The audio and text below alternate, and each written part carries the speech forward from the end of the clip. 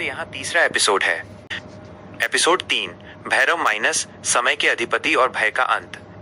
शिव के शांत और ध्यान रूप से तो दुनिया परिचित है, लेकिन तंत्र शास्त्र शिव के एक ऐसे स्वरूप का वर्णन करता है जिससे काल भी डरता है। ये रूप है भैरव। जब आप तंत्र की गहराई में उतरते हैं तो आपका सामना भय से नहीं बल्कि भय के अंत से होता है। भैरव महादेव का वो प्रचंड अवतार हैं जो हमें सिखाते हैं कि सच्चा ज्ञान और मुक्ति केवल निडरता के द्वार से ही मिल सकती है। मुख्य भाग 1, भैरव का अर्थ और महत्व। भैरव का शाब्दिक अर्थ है वो जो भय का नाश करता है। तंत्र में भैरव केवल एक उग्र देवता नहीं है, बल्कि वे काल यानी समय के अधिपति हैं। उन्हें काल भैरव कहा जाता है क्योंकि समय की हर पल बीतती धारा उनके नियंत्रण में है। तंत्र कहता है कि जो साधक समय की महत्ता को समझता है और मृत्यु के भय को जीत लेता है, वही सत्य को जान सकता है। भैरव हमें जीवन के हर क्षण को पूरी सजगता और निडरता से जीने की कला सिखाते हैं। 2, भय का रूपांतरण। समाज अक्सर भय को नकारात्मक मानता है और उससे भागने की कोशिश करता है, लेकिन तंत्र मार्ग कुछ और ही कहता है।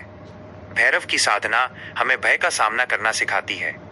भैरव का भयानक स्वरूप वास्तव में हमारे अपने अहंकार और अज्ञान का प्रतिबिंब है। जब हम उस उग्रता को स्वीकार करते हैं और उसके पीछे छिपी करुणा को पहचानते हैं तो हमारा भय एक प्रचंड ऊर्जा में रूपांतरित हो जाता है। यह ऊर्जा हमें बंधनों को तोड़ने और अपनी असीम क्षमता को पहचानने में मदद करती है। 3, साधक के लिए भैरव। भैरव का स्वरूप रहस्यमयी और डरावना लग सकता है। हाथ में कपाल, गले में मुंडमाला और साथ में एक कुत्ता, लेकिन हर प्रतीक का एक गहरा अर्थ है।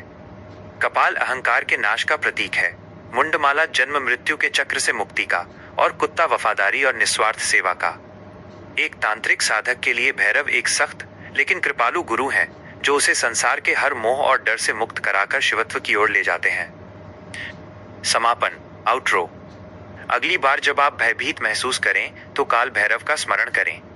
याद रखें कि भय केवल एक विचार है और आप उस विचार से कहीं ज्यादा शक्तिशाली हैं। समय सीमित है और मुक्ति का मार्ग निडरता से ही शुरू होता है।